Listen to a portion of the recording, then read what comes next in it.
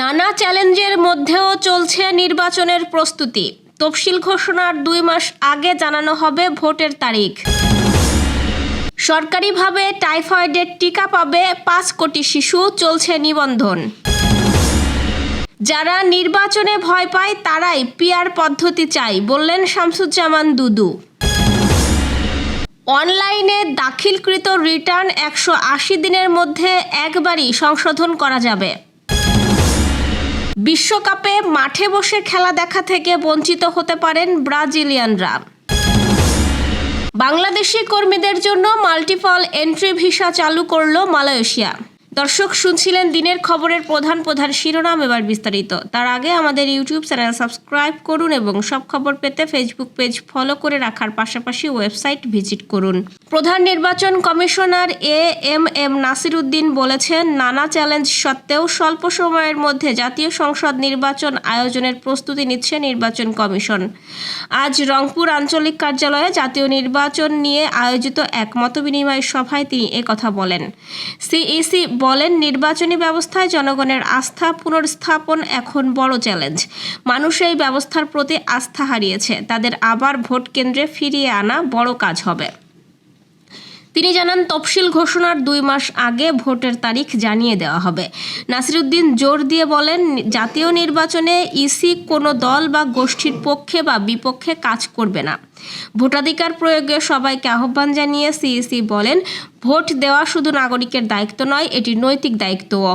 আসন্ন জাতীয় সংসদ নির্বাচন স্বচ্ছভাবে আয়োজনের জন্য ইসি সর্বোচ্চ চেষ্টা চালিয়ে যাচ্ছেন বলেও জানান সিইসি। দেশে প্রথমবারের মতো টাইফয়েড প্রতিরোধে টিকা দেবে সরকার। সম্প্রসারিত টিকাদান কর্মসূচি ইপিআই এর আওতায় আগামী 1 সেপ্টেম্বর থেকে 9 মাস থেকে 15 বছর 11 মাস 29 দিন বয়সী প্রায় 5 কোটি শিশুকে এই টিকা দেওয়া হবে। টিকা পেতে সরকার নির্ধারিত ওয়েবসাইটে নিবন্ধন করতে হবে। এর জন্য প্রয়োজন হবে 17 সংখ্যার জন্ম নিবন্ধন সনদের নম্বর। নিবন্ধন শুরু হয়েছে গত 1 আগস্ট থেকে। নিবন্ধনের পর ভ্যাকসিন কার্ড ডাউনলোড করতে হবে। জন্ম নিবন্ধন সনদ দিয়ে নিবন্ধন করলে সরাসরি ভ্যাকসিন কার্ড পাওয়া যাবে। যাদের জন্ম নিবন্ধন সনদ নেই তারাও টিকা নিতে পারবে। এক্ষেত্রে বাবা মায়ের মোবাইল নম্বর দিয়ে নিবন্ধন করতে হবে এবং তাদের ভ্যাকসিন গ্রহণের তথ্য কাগজে লিখে দেওয়া হবে। সেপ্টেম্বরের প্রথম 10 কর্মদিবস স্কুলে ক্যাম্প করে শিক্ষার্থীদের টাইফয়েড টিকা দেওয়া হবে। স্কুল ক্যাম্পেইন শেষ হলে 8 দিন ইপিআই সেন্টারে স্কুলে না যাওয়া শিশুদের টিকা দেওয়া হবে বলে জানিয়েছে সংশ্লিষ্ট কর্তৃপক্ষ। 1 ডোজের ইনজেক্টেবল এই টিকা 3 থেকে 7 বছর পর্যন্ত সুরক্ষা দেবে। ভ্যাকসিনটি এসেছে গ্যাভি ভ্যাকসিন অ্যালায়েন্সের সহায়তায়। পিআর পদ্ধতি নিয়ে যারা গো ধরছেন তারা সাধারণত নির্বাচন দেখে ভয় পাচ্ছেন বলে মন্তব্য করেছেন বিএনপির ভাইস চেয়ারম্যান শামসুজ্জামান দুদু। তিনি বলেছেন, যারা পিআর পদ্ধতি চায় নির্বাচনে ভয় পাওয়ার বাস্তব কারণও আছে। অনেক ইসলামী দল আছে যাদের প্রার্থীরা কখনো সংসদ সদস্য নির্বাচিত হতে পারেননি। এর মধ্যে অন্যতম ইসলামী আন্দোলন। আওয়ামী লীগের কাছে এই দলটি যেভাবে নাস্তানাবুদ হয়েছে, বিশেষ করে বরিশালের সবশেষ নির্বাচনে তাদের পীর রক্তাক্ত হওয়ার পর এখন তারা আওয়ামী লীগের বিরুদ্ধে। আওয়ামী লীগের সময় যতগুলো নির্বাচন হয়েছে সবগুলোতেই তারা অংশগ্রহণ করেছে। আওয়ামী লীগকে তারা পেয়ারের সংগঠন মানত। আজ সকালে চুয়াডাঙ্গার নিজ বাড়িতে নেতাকর্মীদের সঙ্গে মতবিনিময় শেষে সাংবাদিকদের প্রশ্নের জবাবে তিনি এসব কথা বলেন।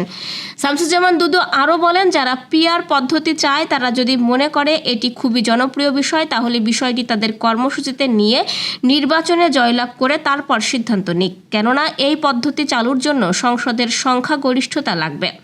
পৃথিবীর যেসব দেশে পিআর পদ্ধতিতে নির্বাচন হয়েছে সেসব দেশে 3 বছরের মধ্যে অন্তত 10 বার সরকার পতন হয়েছে। নেপালই যার বড় দৃষ্টান্ত। একটি দেশের সমৃদ্ধি, উন্নয়ন, অগ্রযাত্রা বাধাহীনভাবে সামনে এগিয়ে নিয়ে যেতে হলে সরকারের স্থিতিশীলতা খুবই জরুরি। সেটির নিশ্চয়তা পিআর পদ্ধতিতে থাকে না বলে উল্লেখ করেন তিনি। 2025-26 করবর্ষ থেকে সব করদাতার জন্য আয়কর রিটার্ন অনলাইনে দাখিল বাধ্যতামূলক করা হয়েছে। ইতোমধ্যেই রিটার্ন দাখিল প্রক্রিয়া শুরু হলেও অনেক করদাতা প্রশ্ন করছেন, দাখিলের পর কোনো ভুল ধরা পড়লে কিভাবে সংশোধন করা যাবে। জাতীয় রাজস্ব বোর্ড এর উত্তর দিয়েছে। জাতীয় রাজস্ব বোর্ড জানিয়েছে, অনলাইনে দাখিলকৃত রিটার্নে ভুল হয়ে থাকলে দাখিলের 180 দিনের মধ্যে অনলাইনে সংশোধিত রিটার্ন দাখিল করতে হবে। তবে এই সুযোগ একবারের জন্য প্রযোজ্য হবে। এনবিআর এর মতে, নির্দিষ্ট সময়ের মধ্যে সংশোধন করলে করদাতারা কোনো অতিরিক্ত জটিলতায় পড়বেন না। 2026 ফিফা বিশ্বকাপ হতে যাচ্ছে ইতিহাসের সবচেয়ে বড় আসর। এই আসর যৌথভাবে আয়োজন করতে যাচ্ছে যুক্তরাষ্ট্র, কানাডা ও মেক্সিকো। আগামী 11 জুন থেকে 19 জুলাই পর্যন্ত এ সময়ের মধ্যে হবে 48টি জাতীয় দলের 104টি ম্যাচ, যা হতে যাচ্ছে ইতিহাসের সবচেয়ে বড় আসর। কিন্তু বিশ্বকাপ শুরু হওয়ার কয়েক মাস আগে থেকেই রাজনৈতিক উত্তেজনা সৃষ্টি হয়েছে যুক্তরাষ্ট্রে, যা নতুন উদ্বেগের কারণ হয়ে দাঁড়িয়েছে। ধারণা করা হচ্ছে, প্রেসিডেন্ট ডোনাল্ড ট্রাম্পের অভিবাসন নীতির কারণে বিশ্বের নানা দেশ থেকে আগত সমর্থক ও খেলোয়াড়রা যুক্তরাষ্ট্রে প্রবেশের সমস্যায় পড়তে পারেন। ব্রাজিলের এক সংবাদ মাধ্যম দাবি করেছে, ট্রাম্পের একটি সিদ্ধান্তের কারণে বিশ্বকাপে মাঠে বসে খেলা দেখা থেকে বঞ্চিত হতে পারেন ব্রাজিল সমর্থকরা। গত বৃহস্পতিবার সিএনএন ব্রাজিলের সাংবাদিক লৌরিভাল সান আনার করা এক প্রতিবেদনে এমন শঙ্কার কথা বলা হয়েছে। প্রতিবেদনে বলা হয়েছে, ট্রাম্প ব্রাজিলিয়ান নাগরিকদের জন্য যুক্তরাষ্ট্রে প্রবেশের ভিসা নিষিদ্ধ করার কথা ভাবছেন। এই সিদ্ধান্ত বাস্তবায়িত হলে আগামী বছর ব্রাজিলের দর্শক যুক্তরাষ্ট্রে গিয়ে খেলা দেখতে পারবে না। ওই প্রতিবেদনে সিএনএন জানিয়েছে, যুক্তরাষ্ট্র ও ব্রাজিল সরকারের মধ্যে রাজনৈতিক উত্তেজনা চলমান, ফলে ব্রাজিলের রাজনীতিবিদরাও এখন আগের থেকে বেশি কঠোর শর্তযুক্ত ভিসা পাচ্ছেন। এমন পরিস্থিতিতে ট্রাম্প যদি সাধারণ ব্রাজিলিয়ানদের ভিসা দেওয়ার ওপর স্থগিতাদেশ বা নিষেধাজ্ঞা দেন, তবে সেটি ফুটবল পাগল দেশের সমর্থকদের জন্য ব্যাপকভাবে হতাশার কারণ হবে। বাংলাদেশি কর্মীদের জন্য মাল্টিপল এন্ট্রি ভিসা সুবিধা চালু করেছে মালয়েশিয়া। গত 15 জুলাই এক ফেসবুক পোস্টের মাধ্যমে মালয়েশিয়ায় অবস্থিত বাংলাদেশ দূতাবাসের বাংলাদেশি কর্মীদের মাল্টিপল এন্ট্রি ভিসা দেওয়ার সিদ্ধান্তের কথা জানিয়েছিল, যা গতকাল শুক্রবার থেকেই কার্যকর হয়েছে। মালয়েশিয়ার স্বরাষ্ট্র মন্ত্রণালয় জানিয়েছে, এই পদক্ষেপের মাধ্যমে দেশে ও দেশের বাইরে অভিবাসী কর্মীদের চলাচল আরও ভালোভাবে ব্যবস্থাপনা করা সম্ভব হবে এবং ইমিগ্রেশন পাসের অপব্যবহার কমিয়ে আনা যাবে। সংশ্লিষ্ট মন্ত্রণালয় এক বিবৃতিতে জানিয়েছে, এমইভি সুবিধা বৈধ পিএলকেএস ধারকদের জন্য। আন্তর্জাতিক প্রবেশ পথগুলোতে ইমিগ্রেশন বিভাগ এটি সমন্বয় করবে। আগামী বছরের জন্য পিএলকেএস বর্ধিত করার প্রক্রিয়ার অংশ হিসেবে এমইভি দেওয়া হবে। এটি দেশের ভেতরে এবং বাইরে অভিবাসী কর্মীদের যাতায়াতের সুবিধা বাড়াবে। এছাড়াও ইমিগ্রেশন পাসের অপব্যবহারের ঝুঁকি কমাবে। বিভিন্ন দেশে থাকা মালয়েশিয়ার মিশনগুলোতে নতুন ভিসা আবেদনের জন্য ভিড় কমাবে বলেও এতে উল্লেখ করা হয়েছে। বাংলাদেশি কর্মীদের মাল্টিপল এন্ট্রি ভিসা দেওয়ায় এখন থেকে বিভিন্ন প্রয়োজনে সে দেশে অবস্থানরত বাংলাদেশি কর্মীরা সহজেই দেশে আসা যাওয়া করতে পারবেন। মালয়েশিয়া 15টি দেশ থেকে কর্মী নিয়োগ করে, কিন্তু শুধুমাত্র বাংলাদেশে কর্মীদের ক্ষেত্রে মাল্টিপল এন্ট্রি ভিসার পরিবর্তে সিঙ্গেল এন্ট্রি ভিসা প্রদান করত। এর ফলে বাংলাদেশি কর্মীরা ব্যাপক ভোগান্তির সম্মুখীন হতো।